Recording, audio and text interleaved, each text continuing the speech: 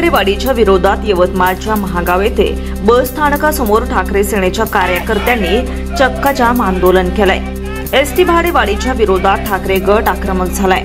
सेनेच्या कार्यकर्त्यांनी महागाव शहरातील बस स्थानकासमोर चक्काजाम आंदोलन करून एकीकडे लाडक्या बहिणींना 1500 रुपये दिले जातात, तर दुसरीकडे एसटी बसेसचे भाडेवाढ करून सामान्य जनतेच्या खिशाला कात्री लावण्याचं काम हे सरकार करतंय, असा आरोप ठाकरे सेनेच्या कार्यकर्त्यांनी यावेळी केलाय।